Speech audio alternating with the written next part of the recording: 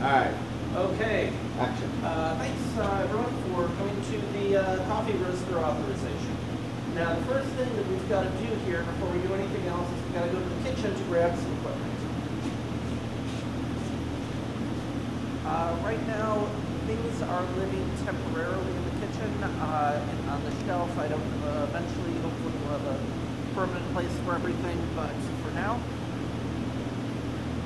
do you see that box right there that lives on that shelf? That box on that shelf right there. Grab that big. Nope. Big cardboard box there.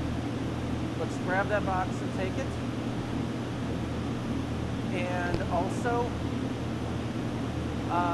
you see a box right there to the left of the audio receiver. Has a glass tray on it.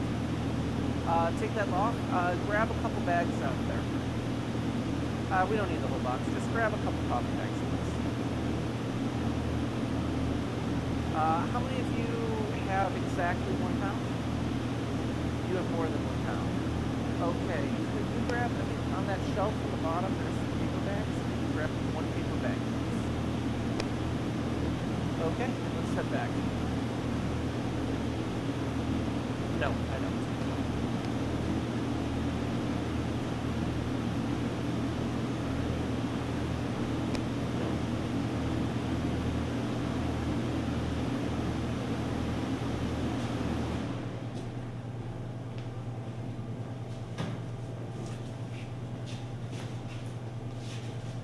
Okay, so this machine here, a couple things to note. First off, the roasters here, we want to make sure it is outside of the restricted area for the panel. We want to make sure that we can plug the cord in, but and it actually appears to be a little bit far away. Can we wheel that machine so the corner is right about there? Okay, that's perfect. The plug will fit. Okay, next thing we're going to need is water. The machine requires. Can we set that up on the table there, please, if we've got room? We need water. And again, while I'd love to have this thing have a permanent home where it's permanently connected, for now we're using temporary water. And there's a hose right under the sink there. That hose loves to kink. So I've divided it into 2 piles. The pile on the left is more than enough to, the loop on the left under that sink with the sprayer is more than enough to cover the, what we need. Don't pull any more off of there, please. Uncoil the coil. Uncoil the coil, and let's not pull any more off than we have to. This thing, you look at it wrong and it'll kink. Okay, next up we need to grab, just like that. That's one of the problems. Set it down. Try to see if we can unkink that a little bit.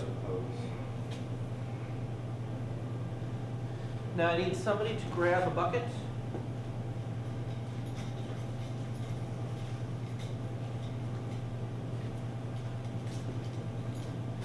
And if somebody could, there's a valve to the right of that sink. Please make sure it is off before we do anything. Okay. Now this gets to one of the scary parts. I don't like dealing with electricity near water, so I usually want to have the water hooked up first. If you could unscrew that, unscrew the nozzle, and there will be probably water in there that's going to be leaking. Okay, and now if you could connect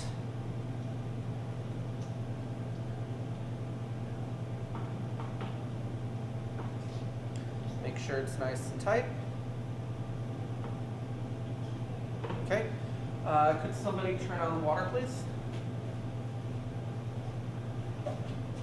Turning on. Okay, we don't have any leaks. Okay, good. Next step is to plug the machine in, and if you guys can come around here. This panel is the one that is in use.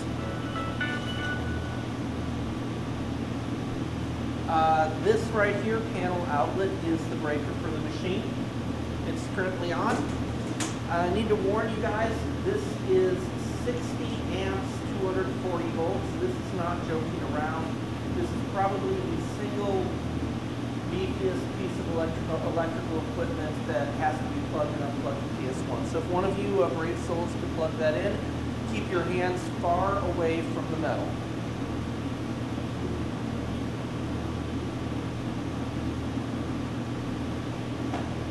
Okay. Also, a note of warning, do not open the back of the machine. There are live volts in there, live connectors that could be dangerous. I'd eventually like to get a proper electrical warning hazard sticker to put on there. I don't know, do you have any of those? Okay, yeah, let's get one of those stickers on there. So I got stickers like "Do not dump in this area." This is caution volts. Caution volts. That's something I'm looking for. Or squishy meat bags volts will kill. That kind of thing. Okay. So now this thing has two switches. The power switch, if somebody wants to turn that on. Now there's also a heat interlock. The heater, this needs to be turned on as well.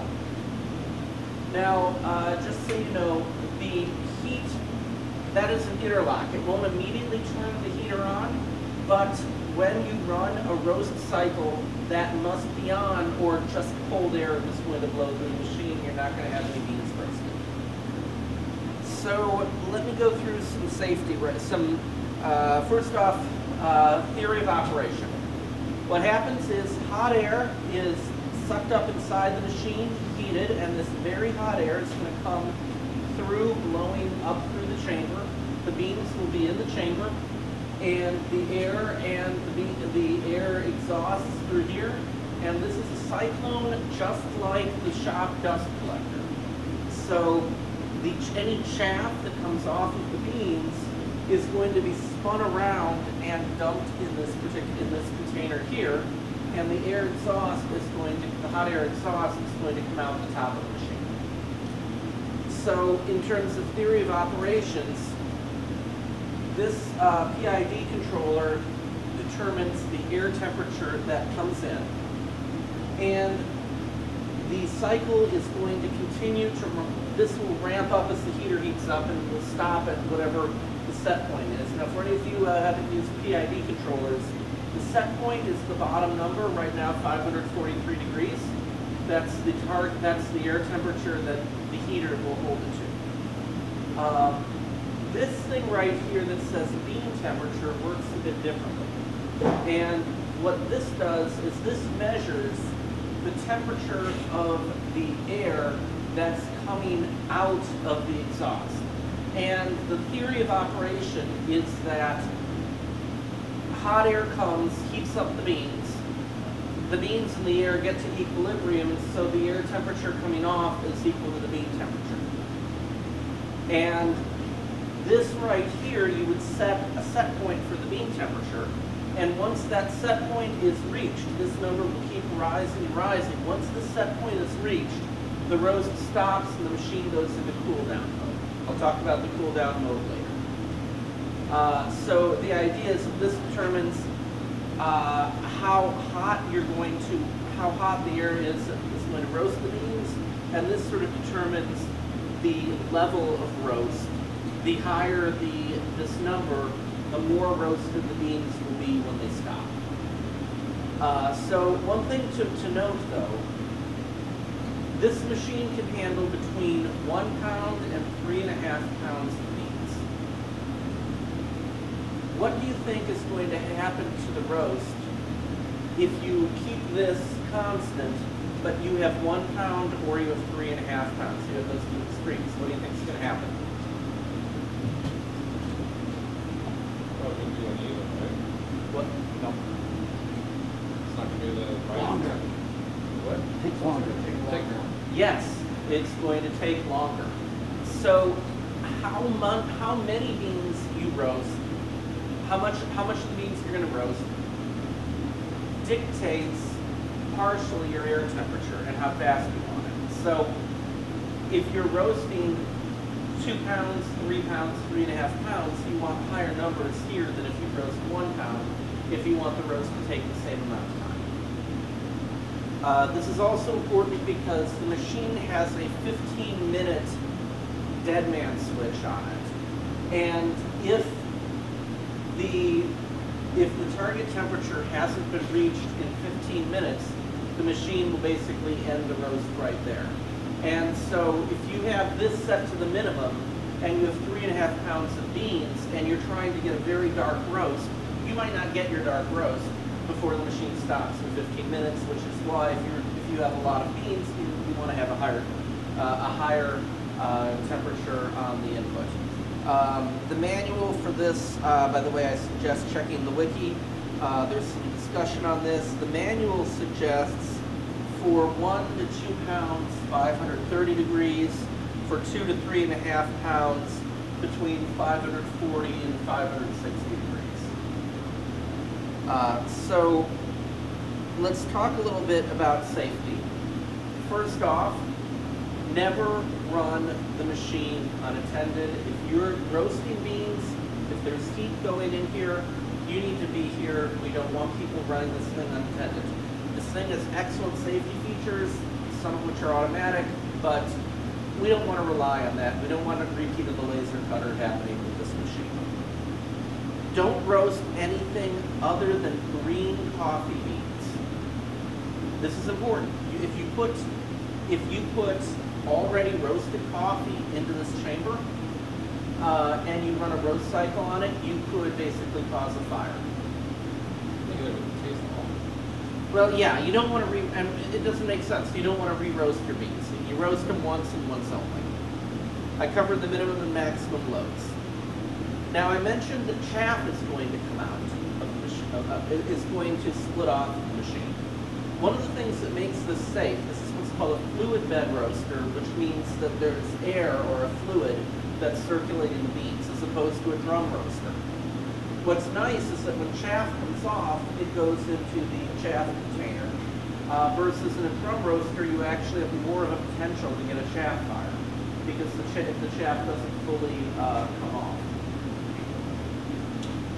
So first, I want one of you guys to check the chaff collector here. This is just like the dust collector in the wood shop. You don't want it to be full.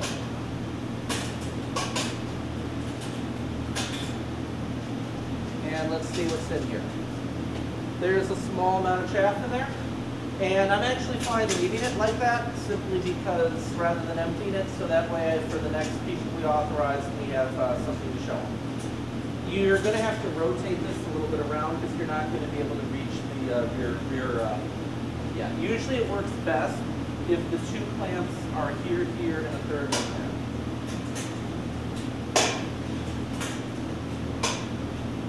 But it's always a good idea to please check the chaff collector before a roast and make sure, it's like, if this thing is halfway filled with chaff, you're going to want to empty it. You definitely don't want it getting up, filling up the cyclone. Again, same thing as the dust collector in the shop. You don't want that overflowing either. So, I mentioned cooling and I mentioned water. So this is the reason why we hooked up the water line. Once this target is hit, the machine will switch into cool down mode. And what's going to happen is water is actually going to be injected inside the machine into the hot air pipe. It will flash steam immediately, causing a sudden drop in the incoming air temperature, kind of like a swamp cooler. And so that's very important to try, because once we've got the beans at their targets of level of doneness, we want to arrest the roast process and stop it from continuing as rapidly as possible. Otherwise, the beans could continue to roast in the chamber beyond otherwise. Yeah, let me redo that. So once the reason for the water-based cooling is because when the beans are at their prime level of roast, we don't want them to over roast. So we want to stop and cool down the beans as rapidly as possible from that point, which is what the water that is flashing the steam that comes in here does. So the other thing too is you'll see there's sort of a water jet inside here. And if you guys want to take a look down there, there is a little valve. That thing right there. Can you pull it very quickly, just very short, and while looking inside here? But wait, let's get the camera in place. If you guys want to look inside the chamber, as he, just very short. Well, there, that's enough, yeah. So that right there is part of a fire suppression system. And if something goes completely haywire and a certain high temperature is reached up in the exhaust, that fire suppression system will automatically activate to try to cool down the beans.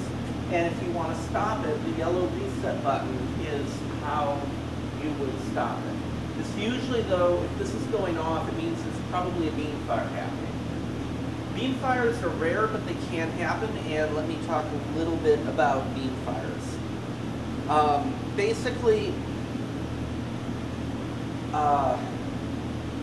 coffee beans, once they reach 300 Fahrenheit, are a combustion hazard, especially if they are in a container and not moving. They can smolder and start to basically catch fire. So we need to take the beans well above 300 in order to roast them, though. And the way that we can do that safely is by keeping them in motion and keeping air around them, air moving around them. So beans above 300 degrees in motion are perfectly fine.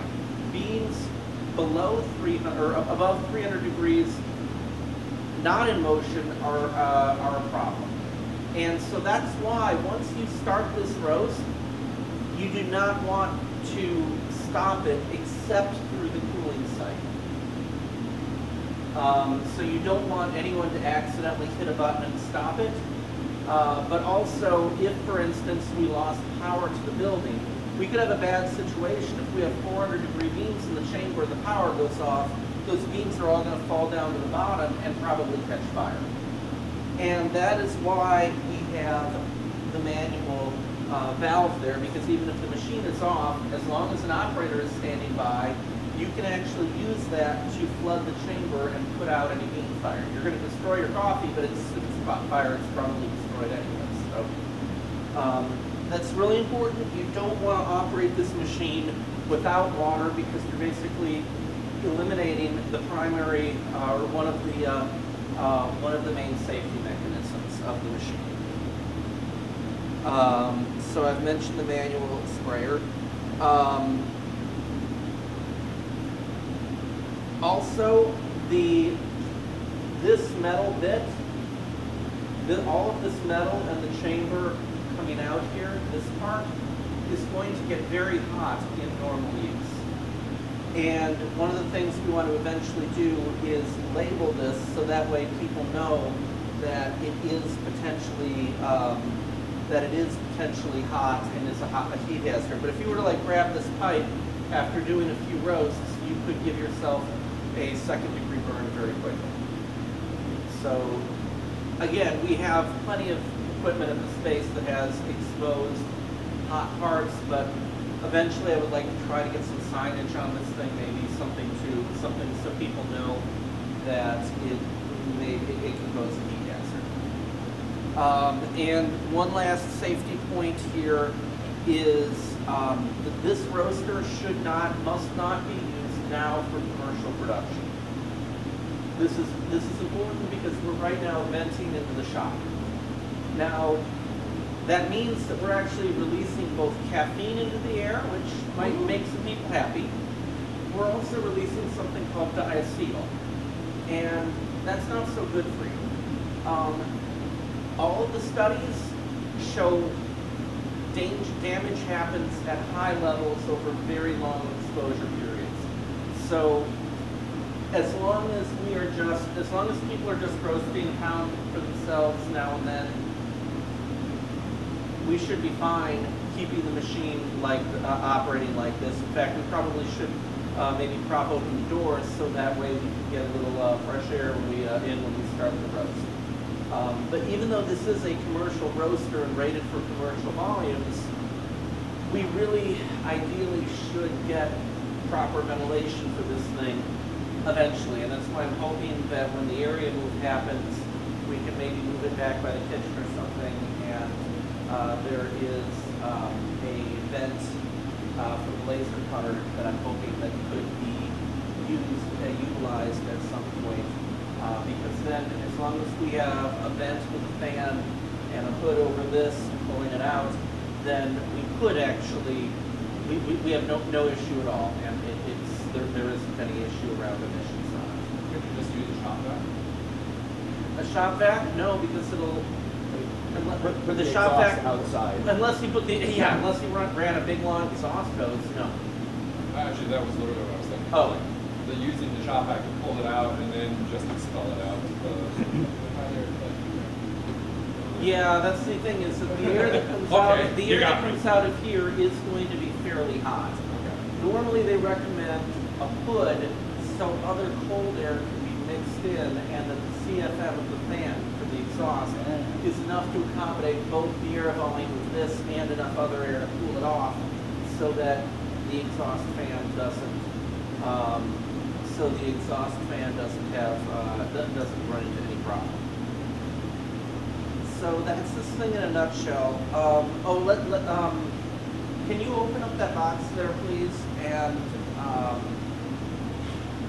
it? There, grab this metal hopper out. Okay. This thing is beautiful because if you look at it, it's got a screen bottom, and so does anybody have a paper towel or something? Gross rag, right? Yeah, fine, we can use the gross rag.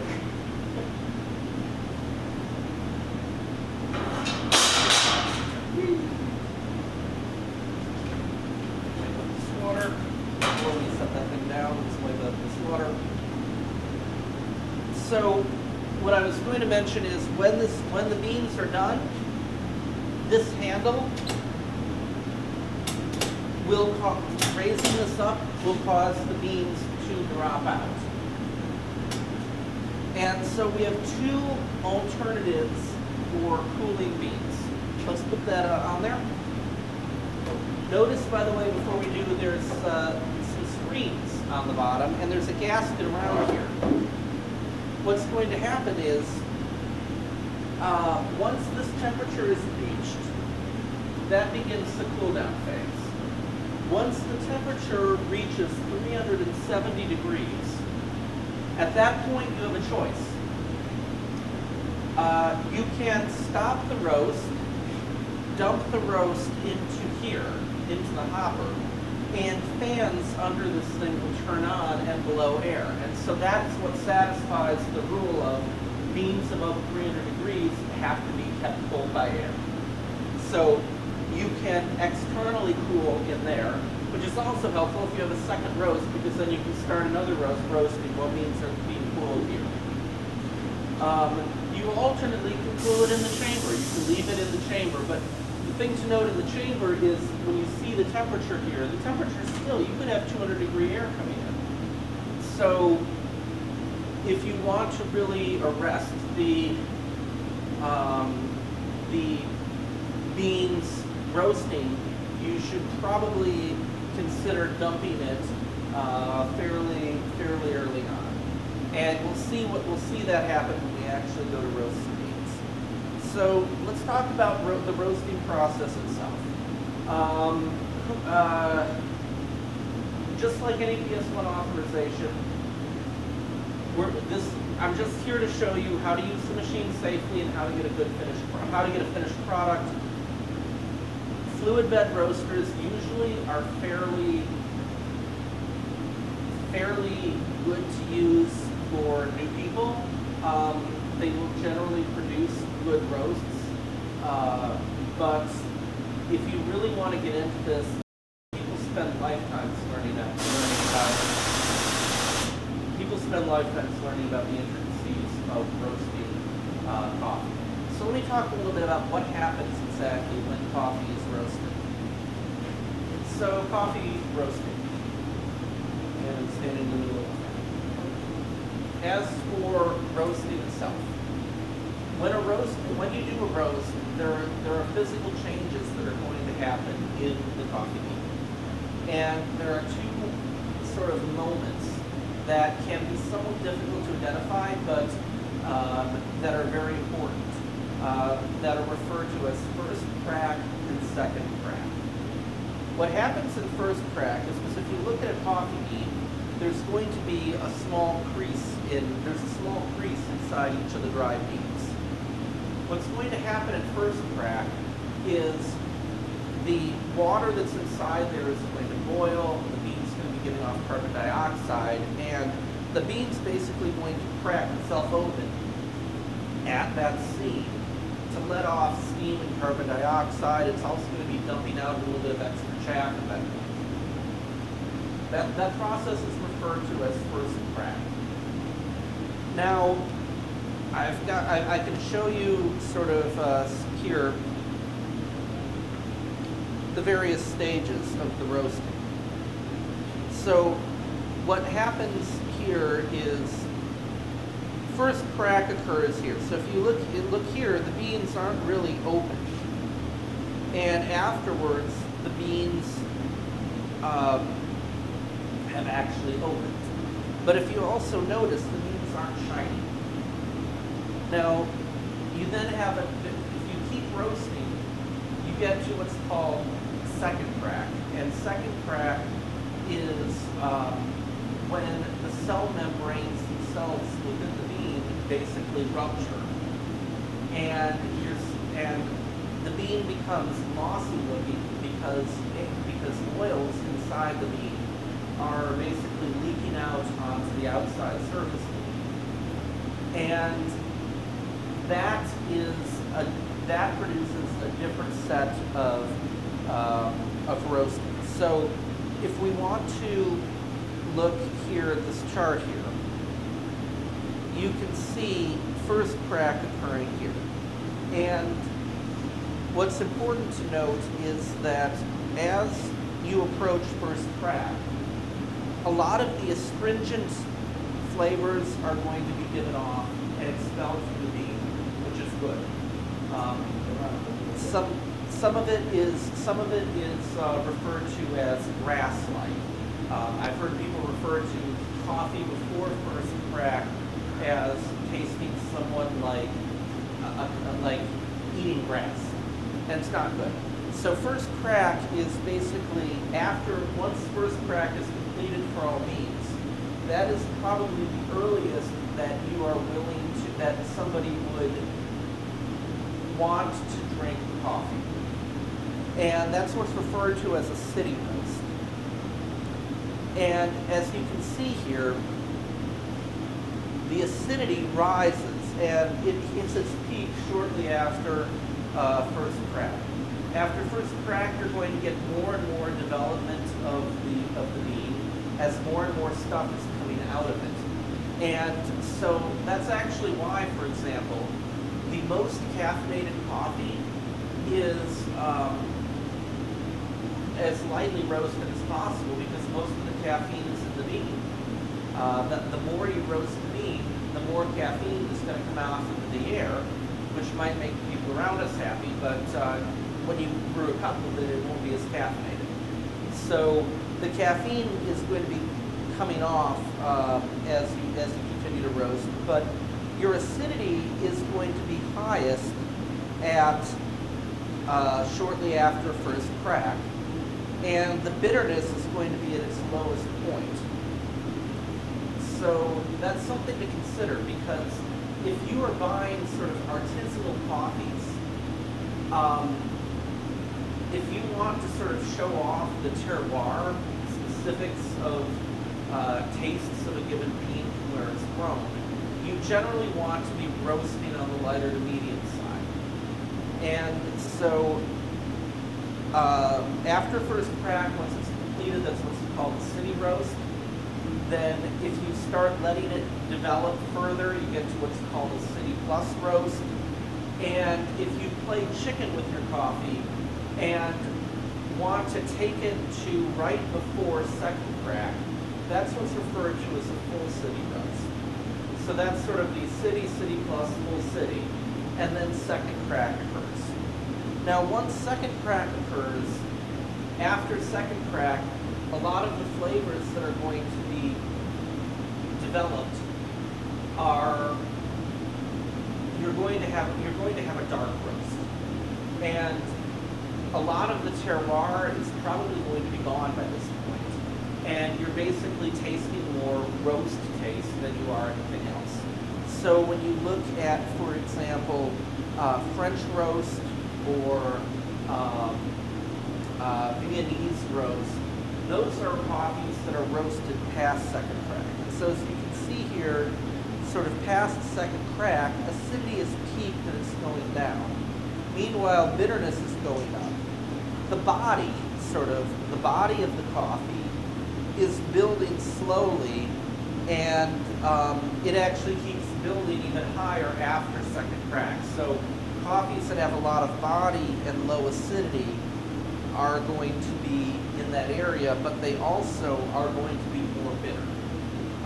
So it's interesting because a lot of people think of this as sort of an espresso roast. The truth is there's really no such thing as an espresso roast. You can make espresso with pretty much any kind of bean.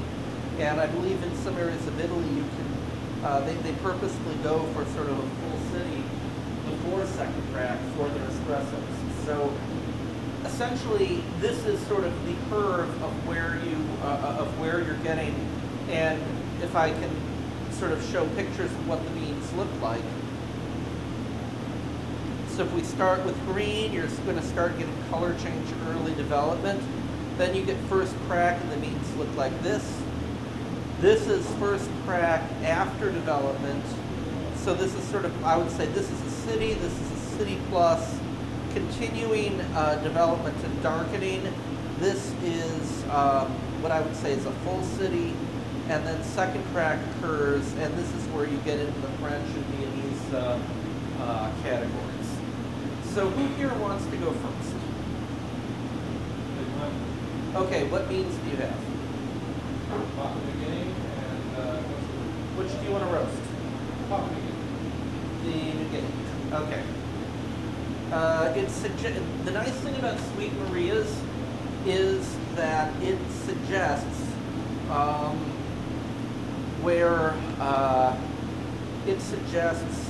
roasts for you. So it suggests city to full city, medium body, moderate acidity, fruited lemongrass hint, dried apple slices, natural dried stone fruit flavor, rustic sweetness at a shade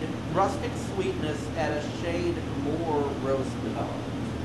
So based on that, sort of where do you want to try to target in terms of this graph and whatnot? Where do you want to target? Thinking about who I want to share it with. Yes. Probably as the slightly after the first crack. Okay, so if you want to we want to keep it at the city roast level, and we don't want a lot more development. That's a perfectly valid choice. Also, it is interesting to note that a lot of coffee is blended. So something like this, you're going to have a lot of interesting flavors. Now, some people might not actually like having all those interesting flavors, which is why you tend to get blends of coffee. So you might, for instance, want to take beans that have certain flavor profiles you like and blend them with Brazilian beans, because Brazilian beans are both cheap and they have peanutty taste that tends to go well with everything. So that's why a lot of coffee is blended with Brazilian beans. But this is going to prove very, very interesting, and I would love to hear. I would love to see how this ends up tasting. So so first we need to program the machine, and if you could come here, please. Because we are going to be roasting to such a low level of roast, we would want more time to roast, correct? We would want more beans to have more time to develop rather than just wham, slam them with a whole lot of heat. So let's set this to the minimum level, which I believe is 530.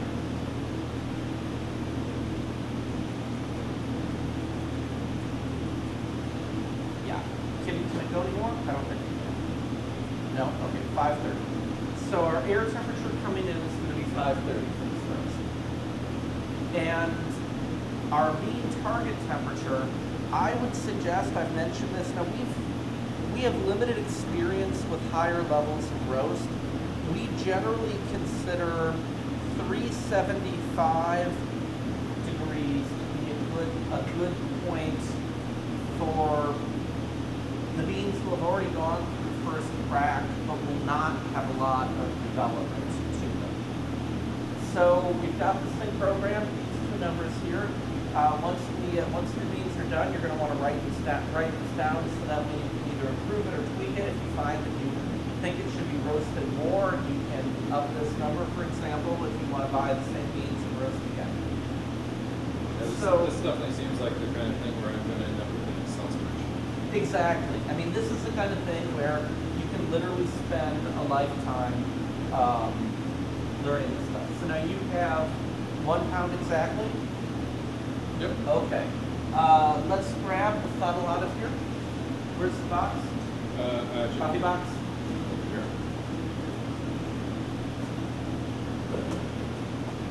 That's it in your hand. Right. You don't need this other stuff? Nope. Those are spare gaskets and stuff.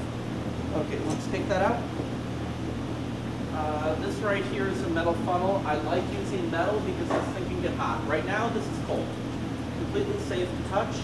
But after our first roast, it's going to be hot, and so I don't want to put a plastic funnel in it after the first roast. So can you grab the handle, take that thing off? It's on a lanyard. You can set it right there. Set it straight up, please, so we don't pick up some tip. Got that in there, and let's dump the beans in. And you're probably tall enough; you don't even need a step ladder or a chair or anything for this.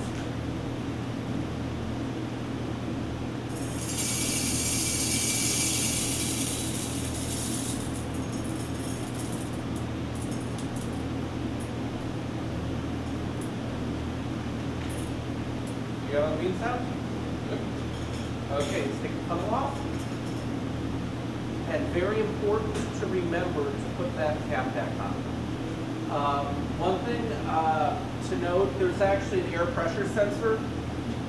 If the blower turns on and it doesn't detect, and this cap is off, the machine is going to refuse to operate. So It's heavy enough that it's clear that it's like the weight of it is meant to keep it from the air pushing it out. yes, exactly. So right now, just hit the green run button.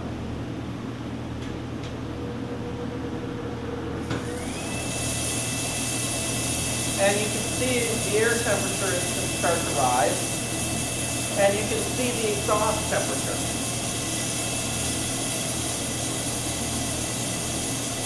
Now right now the beans are still keeping the same color, but that's going to change very rapidly.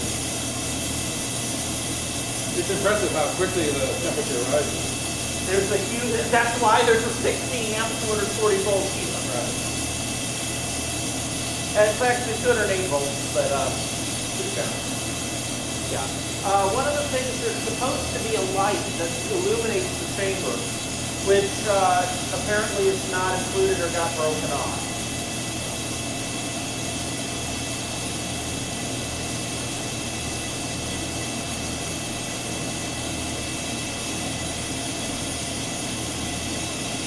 So so our air temperature is still coming up. It's still not at temperature yet. Presumably the curve is factored in, right? Like Yes, this it's is roasting. It's a at the- PID controller. This thing, it doesn't want to overshoot. Right. In fact, I think it probably could be a bit more aggressive at this phase, but it isn't. Okay, notice how the beans are like really green here. They seem to look greener at this point, but The this is sound rapidly changes, going to too. change. Yeah, yeah. You're going to see the beans change color. And that color change is going to start fairly soon, and it's going to be fairly dramatic. Like you can see right now, it's starting to turn brown. It's right before your eyes. And we are at 518 degrees, 517, so we are almost at the peak temperature. But yeah, you can even see right now this happening. Now, apparently, if you're really good, you can hear and listen and hear when the beans crack. I'm not that good. I've been told it's more obvious if you're roasting 3.5 pounds than if you're roasting 1 pound. The beans are noisier. But yeah, right now you can see a lot of color development, and you should be able to start to smell what's coming off. You can smell it over here. Yeah. So the beans right now, as they're developing with color, we're probably getting close. We're probably on our way to approaching first crack.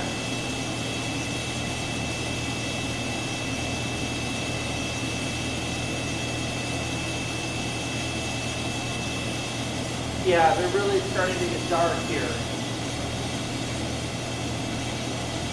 Now, something I wanted to, yeah, so they're probably right about here before first crack. Now I would say we're probably at first crack or very close to it. The beans are probably starting to get there. Look like that's what it is. What's that? The color, thanks for the color. All right, good. That's good. And we're also getting very close to our end of roast. Notice here it's at 362, 63. So we're going to have this roast done very quickly.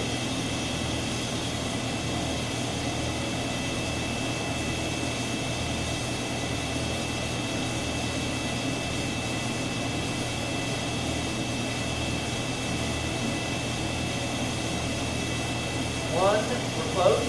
72, 73, 4, 5. Now look at how rapidly the air temperature is dropping. That's because we're injecting water into it, and this is dropping too. And now we've hit 370. At this point, we can basically dump the beans. So to do that, hit the stop button, but be ready rapidly once the beans stop moving to push down on that lever to dump them. Okay? You want to do it? Stop the beans. Wait until they're at the bottom. Okay, dump. Up. Or sorry, you pull up, not down. And let's shake them to try to. You can feel the heat that's coming off. They're still really hot. Yeah. Very So that's why we wanna, yeah.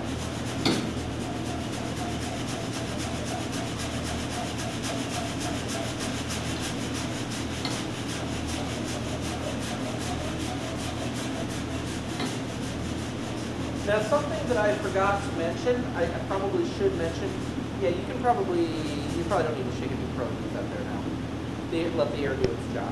Yeah, you can see the air is making the beans a little bit better. Yeah.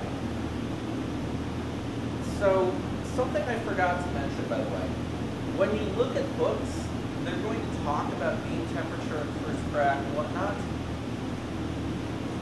Something that I believe that's happening is that the air exhaust temperature that's coming out of this pipe, which is probably now hot, the air exhaust, I believe, is actually a lot cooler than the beans themselves. I believe heat's being lost through this area.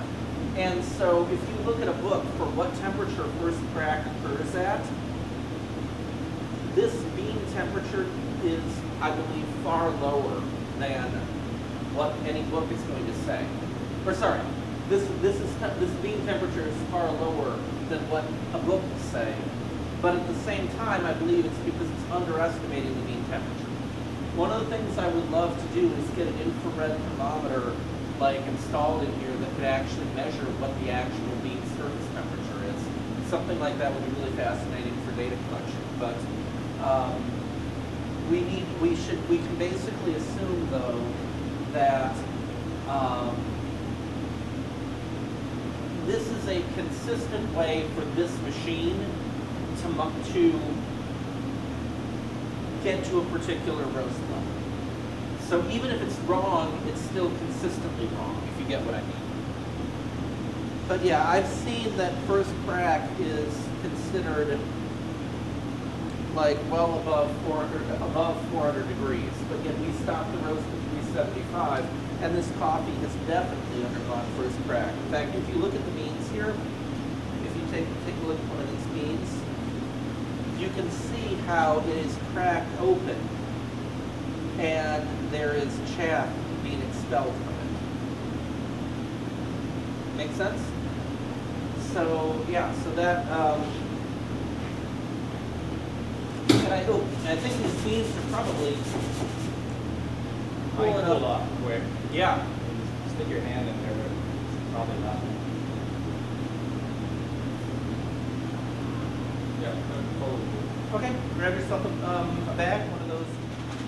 You're gonna want to pour slowly and shake a bit because it may take a little bit to get all of it in, but that goes. You can wrap the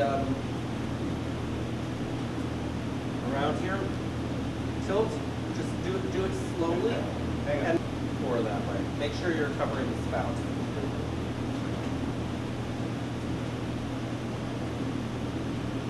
Just be careful. You don't want to lose your coffee, obviously. And also, to be fair, we want to be careful too because we don't want. We're right near the dumpster and outdoors. Last thing we want to do is have mice in here. So, coffee beans. We don't want to have caffeinated mice.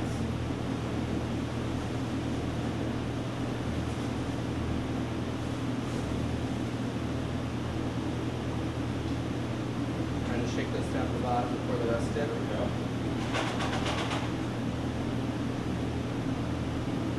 Here's what I would recommend.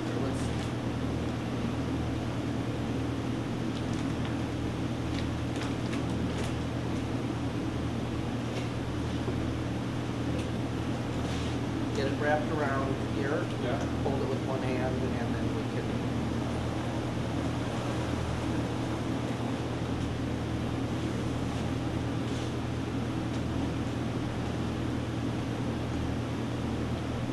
There you go. Now you're going to want to label this. A piece of paper and stick it in the bag. If you label the bag, then you're screwed the next time. Yeah, well, you can. I think you may be able to clean it off like you smell So or something. what I'm actually gonna do is, I'm gonna just simply live with like number one, and then on my spreadsheet I'll say what it is. Yeah, but you're going to want to record your air temperature right. and your mean temperature too. Okay, so who's next? Are we done? That 1 pound or 2? 1 pound. That's 1 pound. What does it say? It suggests City Plus to French. Wow. Crowd pleasing, cocoa roast flavors, chocolate biscuit, buttering cacao, lightly fruited, caramelized sugar, raw pistachio nut, good for espresso. This is from Costa Rica. So we're going to want to take the roast a lot farther than his, because we tried for a city roast with this. That wants a City Plus. You want to have some development to it, and you could even go into second crack in French. I have no experience doing that with this machine, so I would recommend against it. Where sort of are you wanting to take it? City Plus the whole city. Okay. Right up the city, right? So I think probably, I'm guessing if we want to go full city, 390 degrees might be good. So let's dial 390 into here.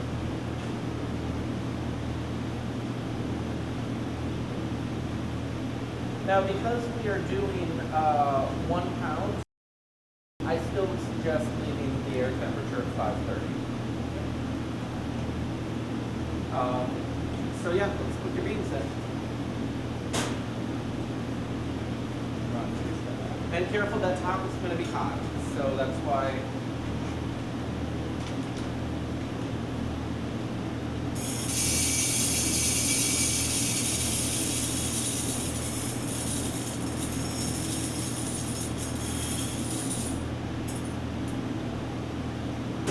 You got them all? Yeah, I would be careful because you might be able to melt plastic with that. You might be able to melt plastic with that.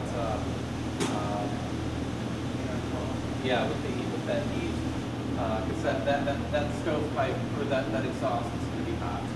Okay, hit the rubber button.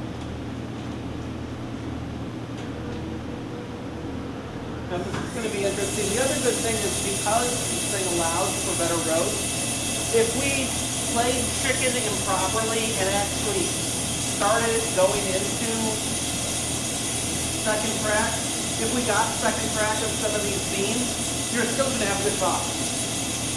So this is based on the description on that bag, the fact that it could be taken to French roast implies to me that we don't have to worry about over roasting this bean, because if we miss it and we get second crack, it won't be bad.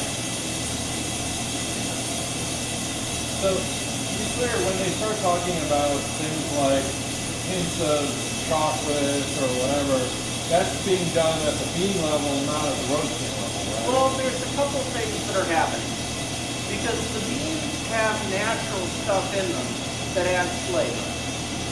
But when you roast them, you have what's called the Maillard reaction, where you are basically caramelizing sugar. And so that caramelizing of sugars is also adding flavor. And that happens deeper as you get deeper into the roast. And that's why the French roast, you're primarily tasting the roast, not the original bean.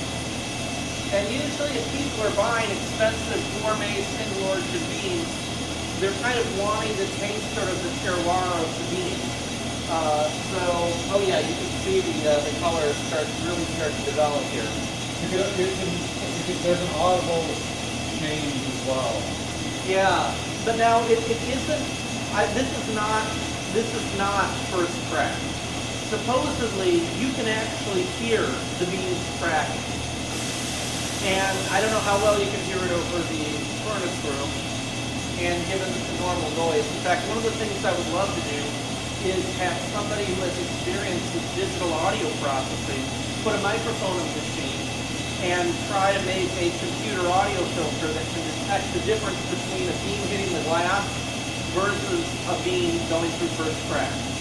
And second crack sounds different too. Second crack is more of a sizzling or a snap, crackle, pop like a Rice Krispie, versus first crack is an actual cracking sound. Okay, so we're probably, I'm guessing, getting close to first crack here. Everything that you've been talking about it's on the wiki already, right? Yeah, most of the stuff, the stuff about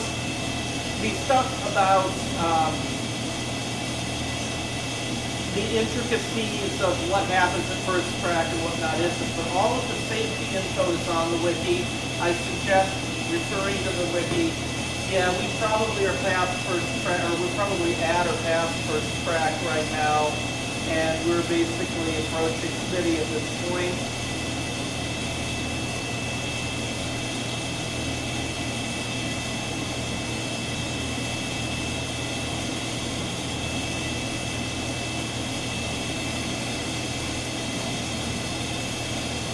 Is there a period of time where the coffee has to like rest or whatever? Like theoretically, could I like literally grind that up and make coffee right now? Very important note from a flavor perspective. In fact, let's hold that question. Let's talk about it after when the machine's not running some feature here. Okay, we're at 375, so this is where we stop your road, but we're gonna keep going. And let's watch what happens to these beams.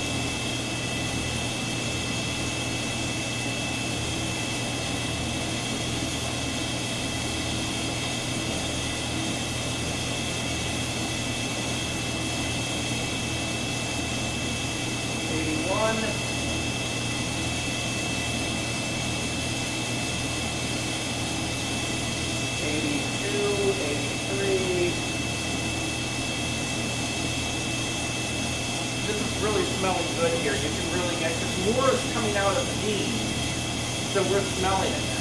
You can smell it over here. Yeah. And you can see the bean really darken it nicely. 87, we're very close. 88, you want to get into position. 89. Okay, we're cooling. And watch how rapidly the air temperature falls. And the bean temperature is going to be falling rapidly too. So going to 375, you said? Sorry, let's wait. 370 is the minimum of where you can dump it. And so if you want to dump it right now, hit stop. And once this is done, now pull up.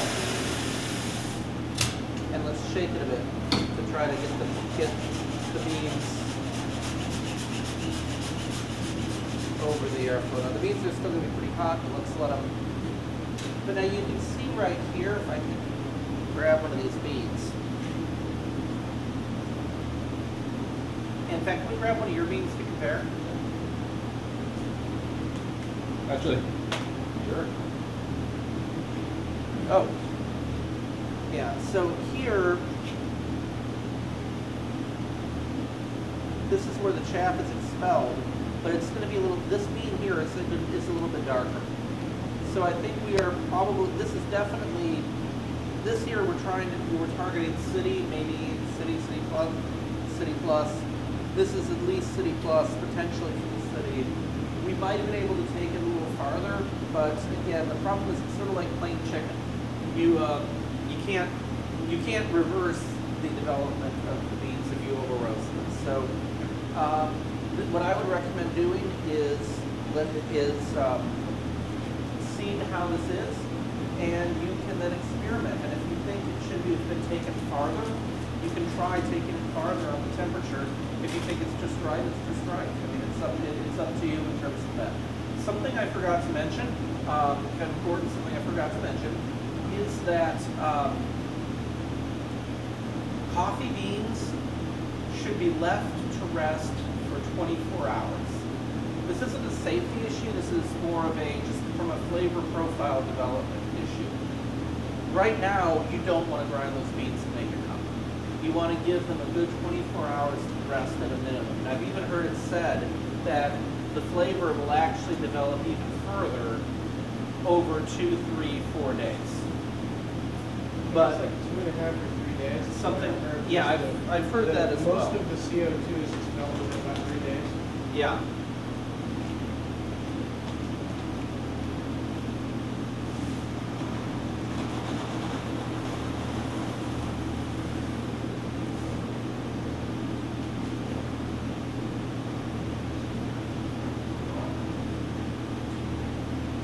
Okay.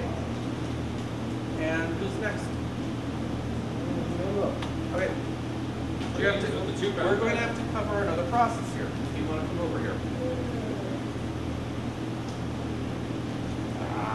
Yeah, right.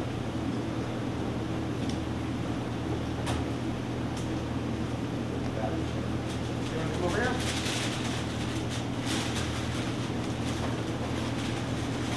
We're very fortunate. Small metals has a scale. Red is power on. Let's actually not put that on yet. Red is power on. Okay. And mode right here is right now it's set to pounds and ounces.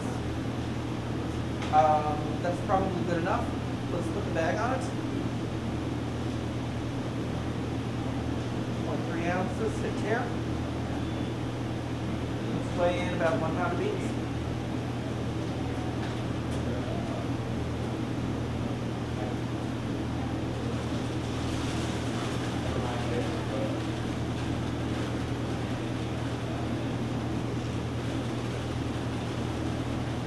because the US is stupid, a pound is 16 ounces, in case anybody needs to know.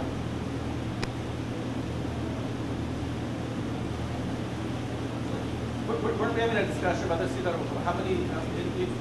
What? It's gold and it's less.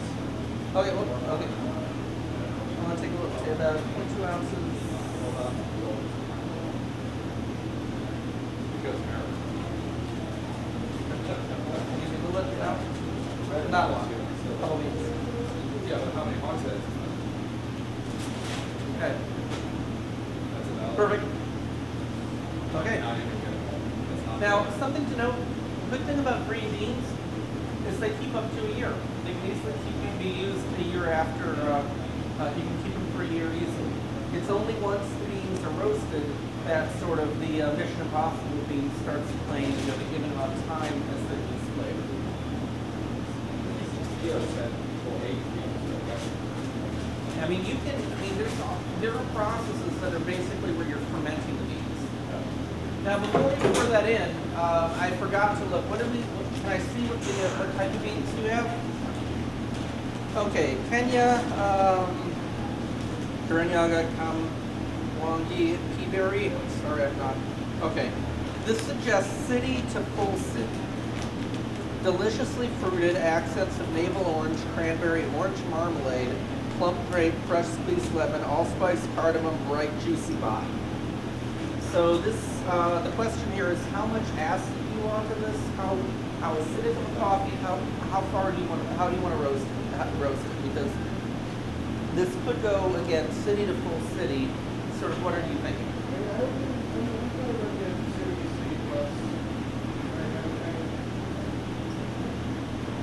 I want to try to be a bit before second crack because I've never gotten that many coffees before that. Yeah. So, are you wanting to try to push it close to second crack, or are you wanting to, or do you want to try to keep it in the middle? I think the preference would be to keep it in the middle. Okay. Well, right now, we use 375 for sort of for city. We use 390. Sorry, 390 for full city, 375 for city. So Mine's the cities, right? yours was 375. 380. You want it? Yeah. I mean, this is hard. This is your coffee, your art. So 385. 385.30 sounds like a good number to me. So the fact that you measured out a pound suggests that you only do a pound at a time? Is that No. You could, I mean, well, if you wanted to roast all of your coffee now, we could. But I mean, I personally, I don't know about you, The but problem is going through that much Yeah. coffee before it goes. That's the deal. Yeah. No, I see that. that's why, I mean, I only personally don't see, I see a pound as the ideal amount to roast because, I mean, unless I'm doing a holiday gift spread. That's so cool.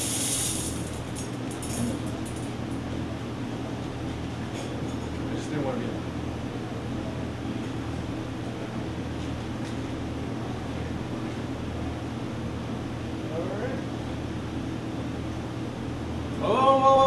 Whoa, you're forgetting something. I don't want you to shoot beans by you feeling. Would be impressive. Okay.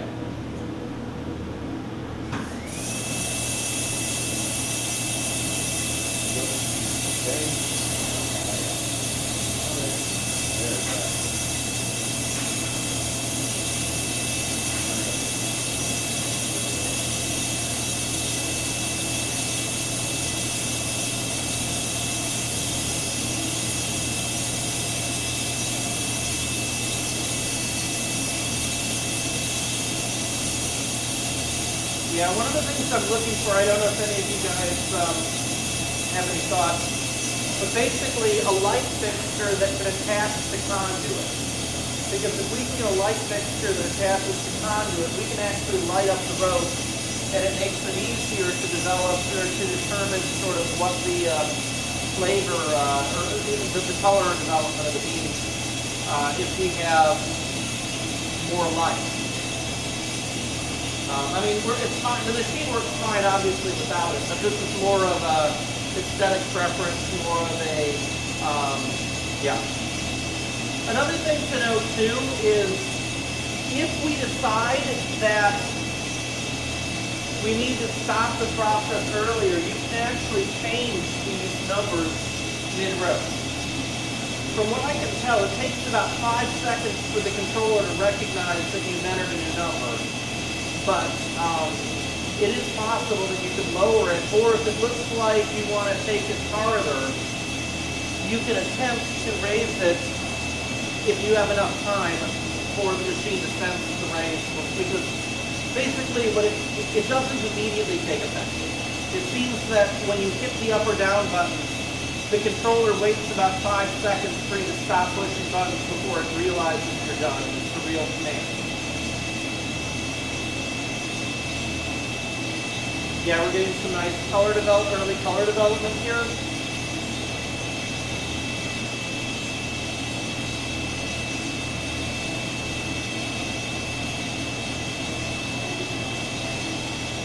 And again, I mean, this is also, there is a lot to be said for how this whole process works in terms of, a lot to be said about how all of this works in terms of, because I mean, really there's a lot of complexity that's happening when beans roast. And so right now, we're just roasting according to temperature. The time plays into it as well. Stretching out the roast, potentially even changing the air input as the roast happens is a possibility to think about as well. In fact, one of the things we're looking at is potentially the ability to interface the computer with this thing to record what's happening and possibly even do some profiles.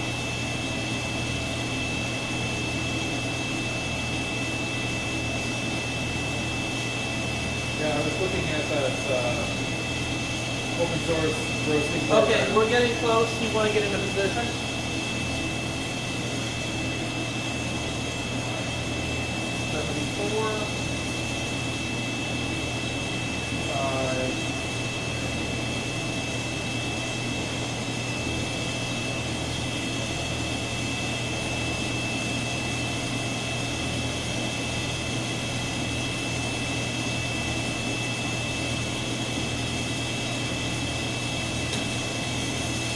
Okay, this is cooling.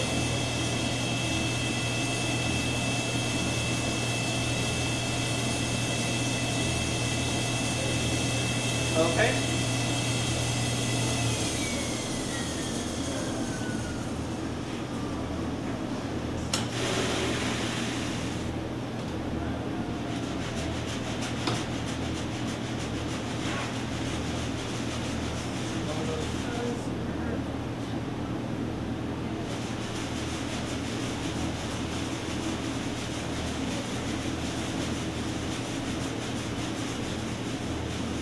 Yeah, that looks like a good city plus to me.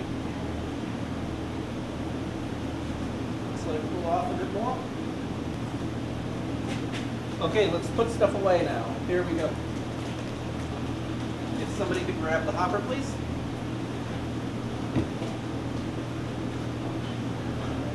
Please make sure that all these components go back. We don't want to lose them. That hopper was pretty expensive. Yeah, something also, yeah, beans do expand when they roast. Beans do swell and expand when they roast.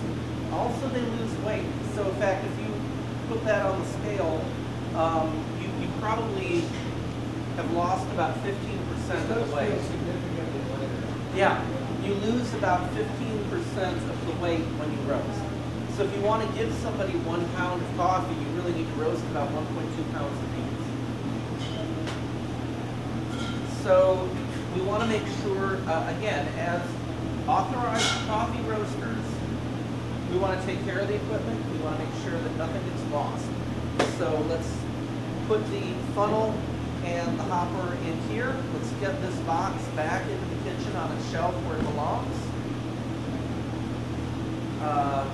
I'll move it, but where are you going to go? Yeah, let's go through the shutdown of the machine here. First off, let's turn off the heat switch. Let's turn off the power switch. You wrote down your numbers already, correct? Yeah. Okay, good.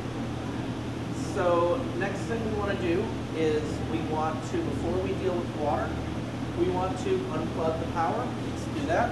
And hold it obviously from the outside. You don't want to touch anything metal. That thing will hurt. That can go right up here. So that way it's out of the fire hazard area right there. Could somebody grab the bucket?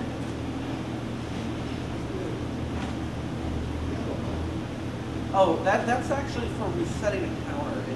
There's a counter inside the machine. Oh. Probably want to turn the water off. Yeah, let's. A good No, point. I want to see. Let's get that water off. I'm just here for the meeting. Yeah, especially given that the main power panels for the building are right behind it. If it starts to All spray. right. Good? Yeah. Yep. Just slowly. The That's building smart. may have just started leaking, but don't worry about it. Cool. And where's the sprayer nozzle? It's in the bucket. Okay.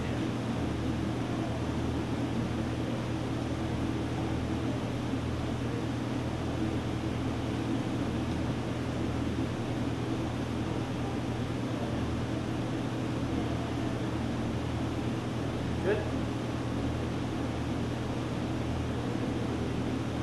Now let's coil up that hose and make a second loop to the left, put that under the sink. Again, please be careful when you coil the hose, because if you kink it, whoever is going to be roasting next after you is going to have to unkink it. This hose here, you can just leave it up on the bench. Let's turn it up on this thing, and why don't we slide this? Let's move it to the right by the table. Let's just wheel it straight right.